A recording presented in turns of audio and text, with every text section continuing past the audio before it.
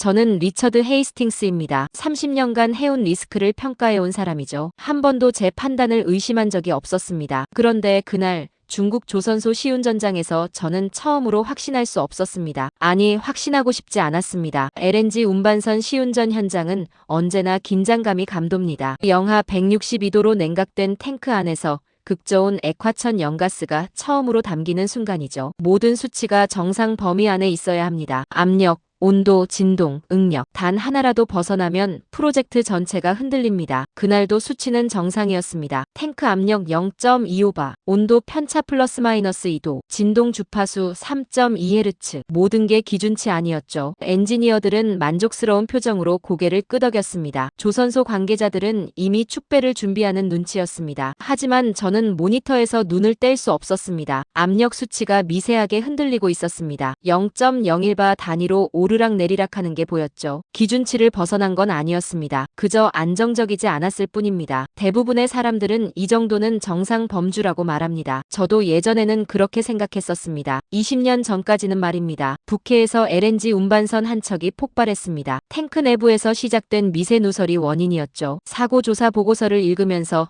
저는 등골이 오싹했습니다. 사고 3주 전 시운전 기록에 미세한 압력 변동이 기록돼 있었던 겁니다. 당시 담당자는 기준치 이내라고 적어놨더군요. 그 배에 타고 있던 선원 23명이 전원 사망했습니다. 그날 이후 저는 사소함이라는 단어를 믿지 않게 됐습니다. 사고는 늘 기준치 안에서 시작됩니다. 정상 범주라는 말로 덮인 곳에서 자라나죠. 그리고 어느 날 바다 한복판에서 폭발합니다. 저는 조용히 자리에서 일어났습니다. 기록을 다시 확인하고 싶습니다. 엔지니어들이 고개를 돌렸습니다. 약간 당황한 표정이었죠.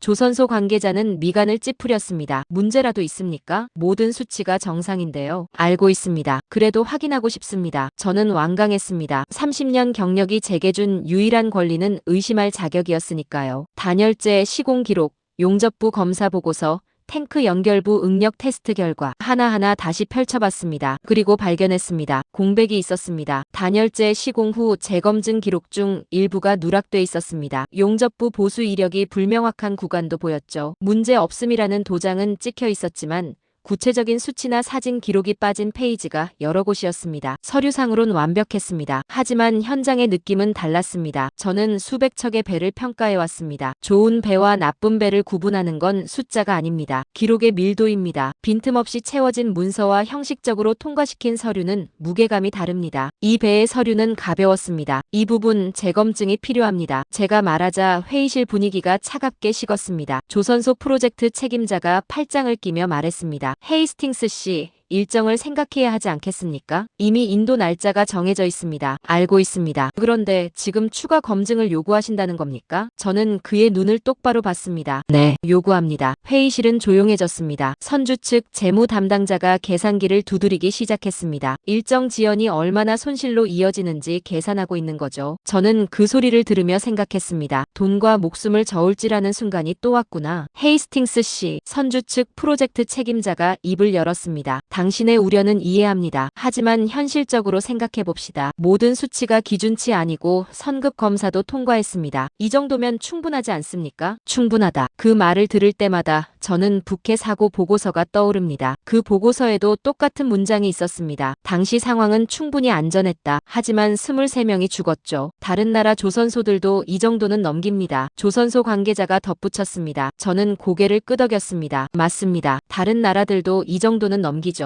그럼 문제 없지 않습니까? 아닙니다. 저는 서류를 테이블 위에 내려놨습니다. 넘긴다는 것과 안전하다는 건 다른 문제입니다. 배는 서류로 물 위에 뜨는 게 아닙니다. 긴 침묵이 흘렀습니다. 저는 리스크 컨설턴트입니다. 제 판단 하나로 수억 달러짜리 계약이 흔들립니다. 수백 명의 일자리가 걸려있죠. 조선소는 저를 원망할 겁니다. 선주는 저를 압박할 겁니다. 하지만 제가 틀렸을 때 죽는 건 그들이 아닙니다. 바다 위 선원들입니다. 추가 검증 없이는 승인할 수 없습니다.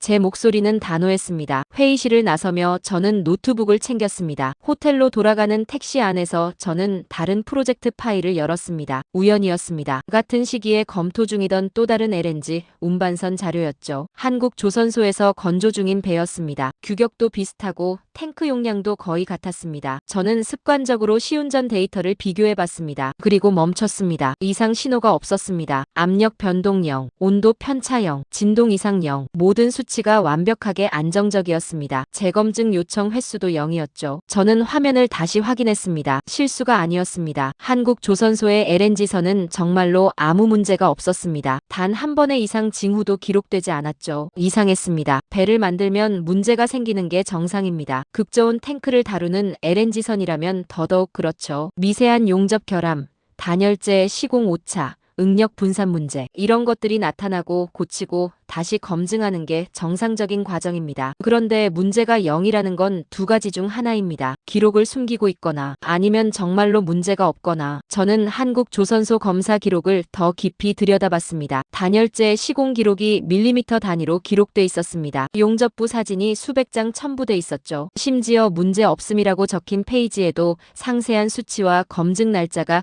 빠짐없이 적혀 있었습니다. 이건 기록을 숨긴 게 아니었습니다. 정말로 문제가 없었던 겁니다.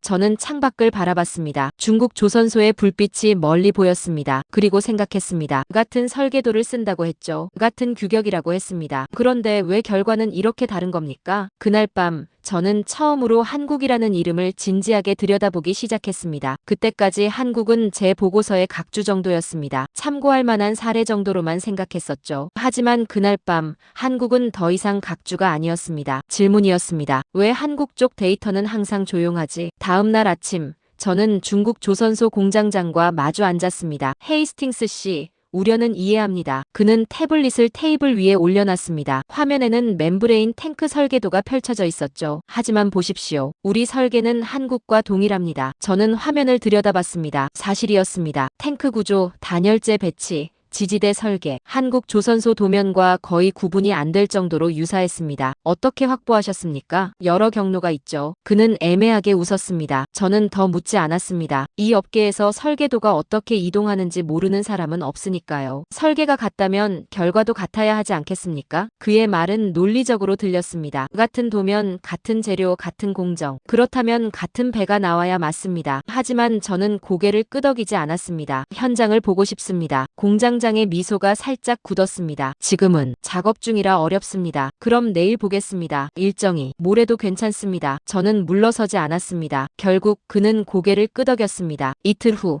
저는 LNG선 탱크 시공 현장에 들어갔습니다. 첫인상은 나쁘지 않았습니다. 작업자들이 분주하게 움직이고 있었고 용접 불꽃이 사방에서 튀고 있었습니다. 대형 크레인이 멤브레인 패널을 조심스럽게 옮기고 있었죠. 그런데 뭔가 이상했습니다. 같은 구역을 반복해서 작업하고 있었습니다. 용접부를 다시 뜯어내고 단열재를 재시공하고 또다시 검사하는 모습이 보였습니다. 저 부분은 왜 다시 하고 있습니까? 미세한 결함이 발견돼서요. 현장 관리자가 대답했습니다. 어떤 결함입니까? 용접부에 미세균열이 있었습니다. 지금 보수 중입니다. 저는 고개를 끄덕였습니다. 용접 결함은 흔한 일입니다. 발견하고 고치면 되죠. 언제 발견됐습니까? 3일 전입니다. 처음입니까? 관리자가 잠시 머뭇거렸습니다. 두 번째입니다. 같은 위치에서요? 비슷한 구역입니다. 저는 기록을 요청했습니다. 태블릿 화면을 넘기며 확인했죠. 그리고 멈췄습니다. 같은 문제가 3번 나타나 있었습니다. 같은 구역, 같은 용접부, 같은 종류의 균열. 한 달 간격으로 3번 반복됐습니다. 보수하고 재검사하고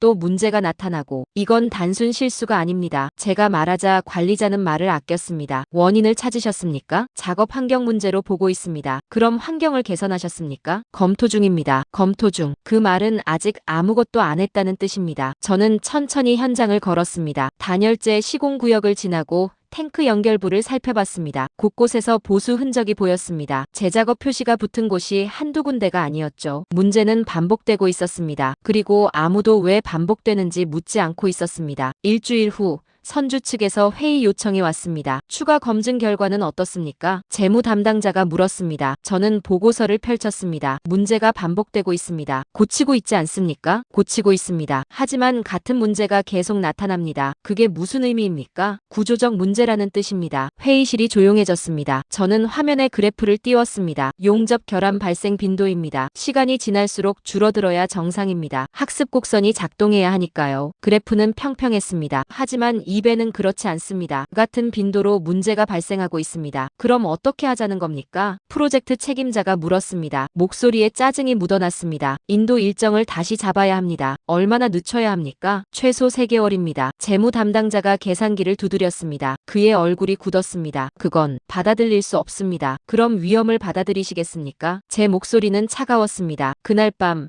저는 호텔방에서 한국 조선소 자료를 다시 펼쳤습니다. 도망치듯 자료를 보는 기분이었습니다. 중국 조선소에 반복되는 문제, 선주의 압박, 일정 지연의 무게, 그 모든 게 답답했죠. 그래서 비교 대상을 찾고 싶었습니다. 한국 자료는 조용했습니다. 의상 신호영, 재작업 요청영, 일정 지연영. 처음엔 의심했습니다. 기록을 숨긴 게 아닌가 하고요. 하지만 파일을 열어볼수록 그게 아니라는 걸 알았습니다. 기록이 너무 많았습니다. 멤브레인 패널 조립 기록이 밀리미터 단위로 적혀 있었습니다. 각 패널마다 번호가 붙어 있었고 설치 날짜와 작업자 이름까지 기록돼 있었죠. 용접부 사진은 수백 장이었습니다. 확대해서 보니 용접선 하나하나가 선명했습니다. 단열재 시공 기록도 놀라웠습니다. 두께 측정값이 10cm 간격으로 기록돼 있었습니다. 온도 분포도가 색상으로 표시돼 있었고 이상 구간은 붉은색으로 표시돼 재작업됐다고 적혀 있었죠. 그런데 가장 놀라운 건 따로 있었습니다. 문제 없음이라고 적힌 페이지에도 기록이 빼곡했습니다. 중국 조선소는 문제가 없으면 정상이라고만 적었습니다. 하지만 한국 조선소는 달랐습니다. 문제가 없어도 어떤 검사를 했는지,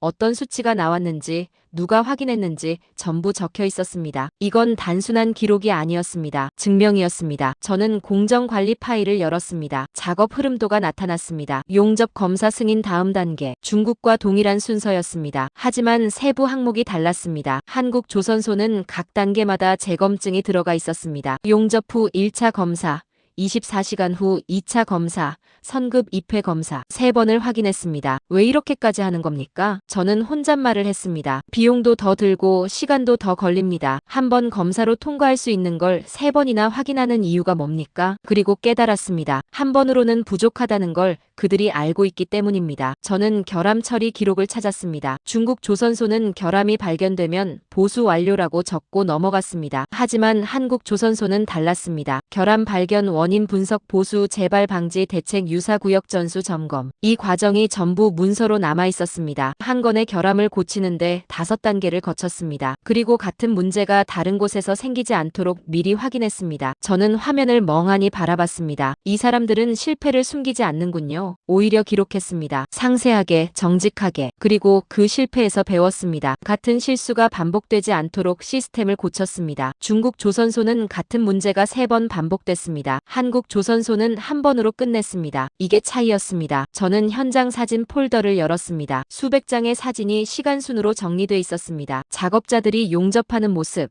검사관이 확인하는 장면, 완성된 탱크의 모습, 사진 속 현장은 조용해 보였습니다. 중국 조선소처럼 시끄럽지 않았습니다. 급하게 움직이는 사람도 없었죠. 하지만 사진 한 장 한 장에서 긴장감이 느껴졌습니다. 속도가 아니라 정확성, 빠르게가 아니라 확실하게, 괜찮다가 아니라 다시 보자. 저는 사진을 확대했습니다. 작업자 한 명이 용접부를 확인하고 있었습니다. 그의 손에는 측정 장비가 들려 있었고 옆에는 검사 기록지가 놓여 있었습니다. 그 장면이 제 머릿속에 박혔습니다. 이건 기술의 문제가 아니었습니다. 문화였습니다. 실수를 숨기지 않고 기록하는 문화. 문제가 없어도 다시 확인하는 문화. 빠른 것보다 확실한 것을 선택하는 문화. 저는 노트북을 덮었습니다. 그리고 생각했습니다. 복잡한 배일수록 한국으로 가야 한다는 말이 업계에 있습니다. 저는 그 말을 그저 소문 정도로 생각했었습니다. 하지만 오늘 그 말이 데이터로 증명됐습니다. 이때부터 제 보고서의 중심에 한국이 들어오기 시작했습니다. 일주일 후 선주 본사에서 긴급 회의가 소집됐습니다. 회의실에는 평소보다 많은 사람이 앉아 있었습니다. 재무 담당 이사,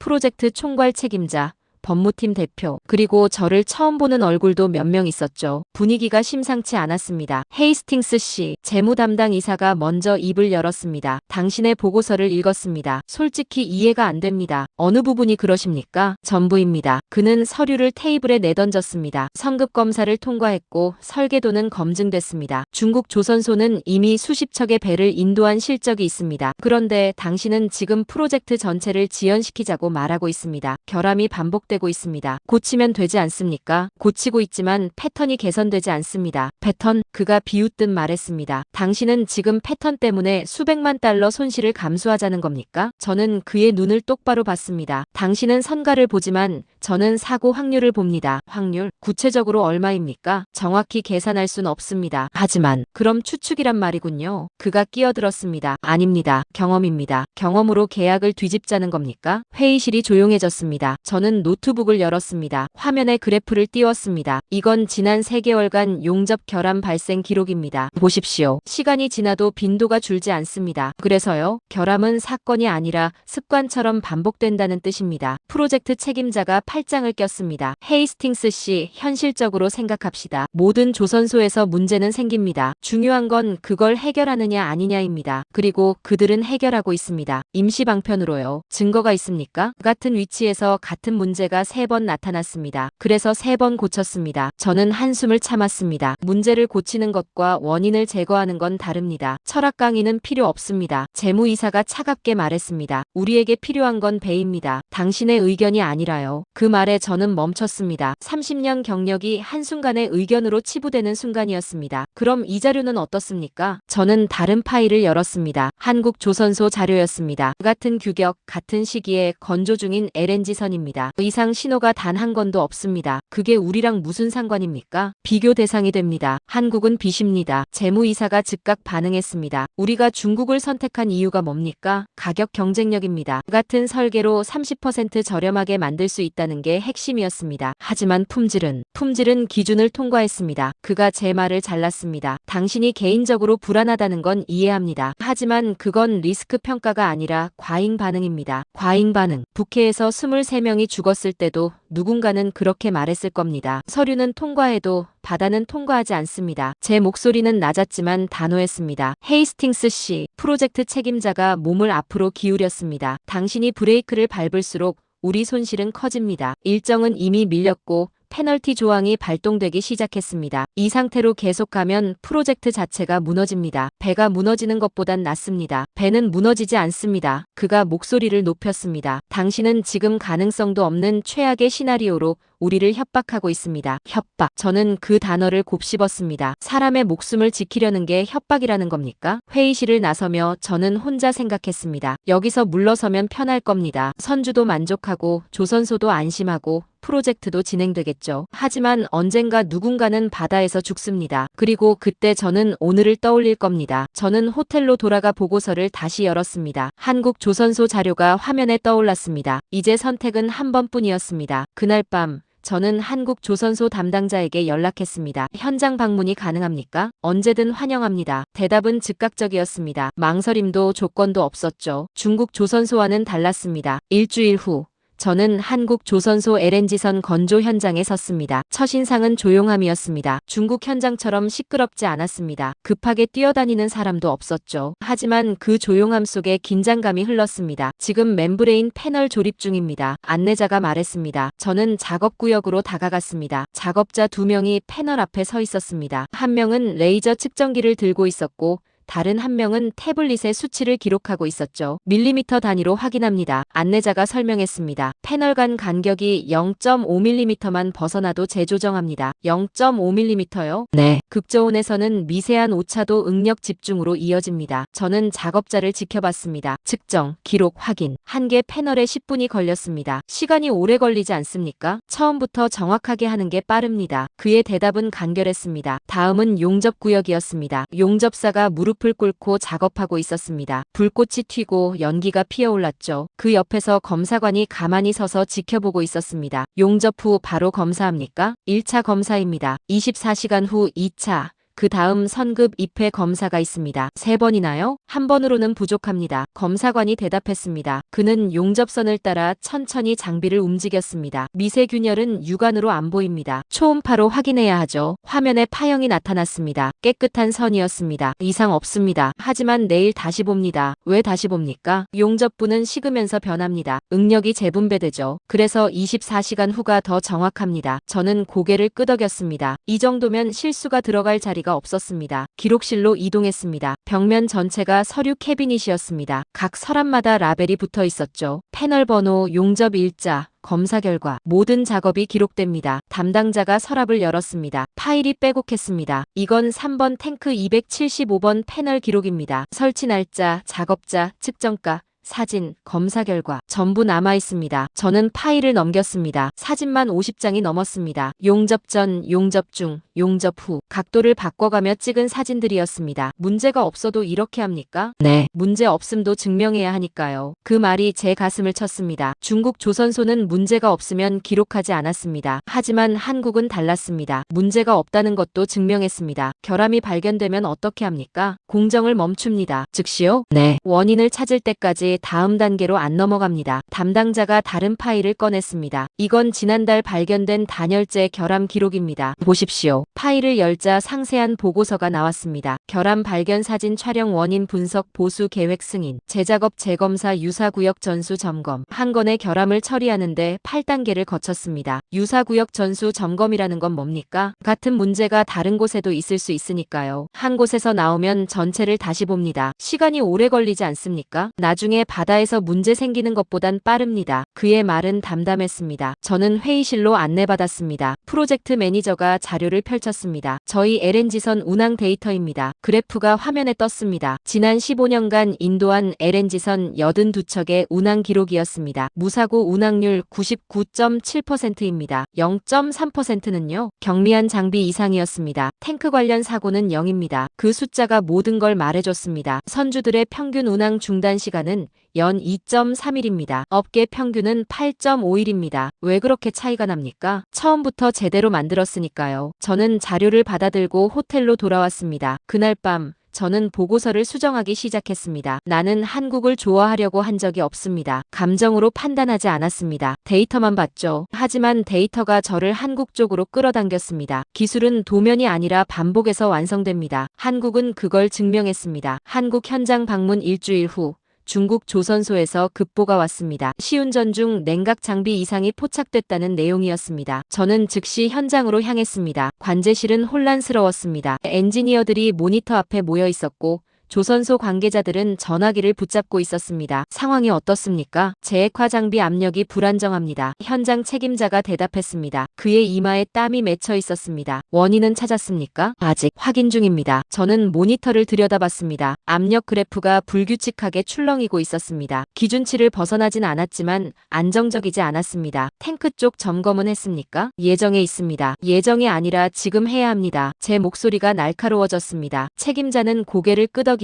지시를 내렸습니다. 2시간 후 보고가 올라왔습니다. 탱크 연결부에서 미세한 온도 편차가 감지됐다는 내용이었습니다. 누설은 아니지만 단열 성능이 설계치보다 낮았습니다. 즉시 정밀 검사가 필요합니다. 제가 말하자 조선소 측은 난색을 표했습니다. 지금 검사를 시작하면 일정이 또 밀립니다. 일정보다 안전이 먼저입니다. 하지만은 없습니다. 저는 단호했습니다. 그날 오후 선주 측에 긴급 보고가 올라갔습니다. 이틀 후 화상회의가 소집됐습니다. 선주 이사진, 조선소 경영진, 그리고 저 화면 속 얼굴들은 모두 굳어 있었습니다. 추가 검증 없이는 인도가 불가능합니다. 선주 측 안전 책임자가 먼저 말했습니다. 얼마나 걸립니까? 최소 2달입니다. 조선소 대표의 얼굴이 일그러졌습니다. 2달이면 페널티 조항이 발동됩니다. 그래도 해야 합니다. 이건 과잉 대응입니다. 조선소 측이 반발했습니다. 온도 편차는 허용 범위 아닙니다. 장비 재조정만 하면 됩니다. 장비만의 문제가 아닙니다.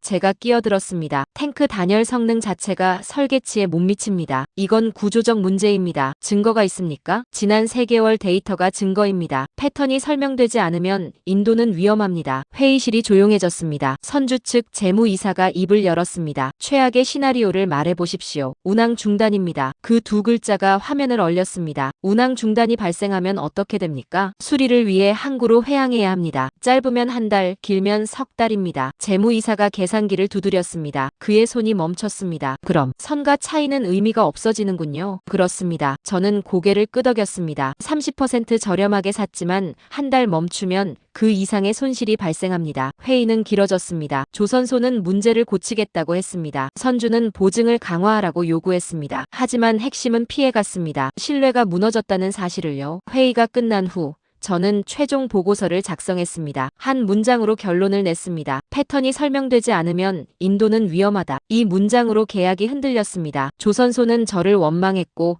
일부 선주 관계자들도 불만을 표했습니다. 하지만 안전 책임자는 달랐습니다. 헤이스팅스 씨가 옳습니다. 그가 이사회에서 말했습니다. 우리는 싼 배를 샀지만 안전을 담보로 잡혔습니다. 그날 밤 선주 내부에서 조용한 움직임이 시작됐습니다. 한국 조선소에 비공식 접촉이 들어갔습니다. 추가 선박 발주 가능성, 납기 조정 여부, 긴급 투입 슬롯 확인. 저는 그 보고를 받으며 생각했습니다. 결국 바다는 정직한 쪽을 선택합니다. 가격이 아니라 신뢰를, 빠른 것이 아니라 확실한 것을. 이제 선택은 시간 문제였습니다. 한 달 후 선주 본사 이사회가 소집됐습니다. 저는 회의실 구석에 앉아 있었습니다. 발언권은 없었지만 참관은 허락됐죠. 안건은 명확했습니다. 중국 조선소 LNG선 프로젝트 진행 여부. 의장이 회의를 열었습니다. 조선소 측에서 보낸 최종 보고서가 배포됐습니다. 문제 해결 방안, 추가 검증 계획, 보증 강화 내역, 두껍게 준비된 자료였습니다. 하지만 아무도 펼쳐보지 않았습니다. 현재 상황을 정리하겠습니다. 프로젝트 총괄이 일어섰습니다. 추가 검증 결과 탱크 단열 성능 미달이 확인됐습니다. 원인은 시공 품질 편차로 추정됩니다. 고칠 수 있습니까? 가능하다고 합니다. 하지만 최소 석 달이 소요됩니다. 보증은요? 조선소 측에서 10년 무상 보증을 제안했습니다. 재무이사가 고개를 저었습니다. 보증이 문제가 아닙니다. 운항 중단 리스크가 문제입니다. 그렇습니다. 안전 책임자가 동의했습니다. 보증으로 배가 멈추는 걸 막을 순 없습니다. 계약상 보상을 받아도 운송 일정은 무너집니다. 침묵이 흘렀습니다. 의장이 입을 열었습니다. 대안이 있습니까? 있습니다. 프로젝트 총괄이 다른 파일을 펼쳤습니다. 한국 조선소입니다. 회의실 공기가 바뀌었습니다. 현재 2년 후 인도 슬롯이 있습니다. 긴급 협의 시 1년 발로 단축 가능하다고 합니다. 가격은요? 중국 조선소보다 28% 높습니다. 재무이사가 미간을 찌푸렸습니다.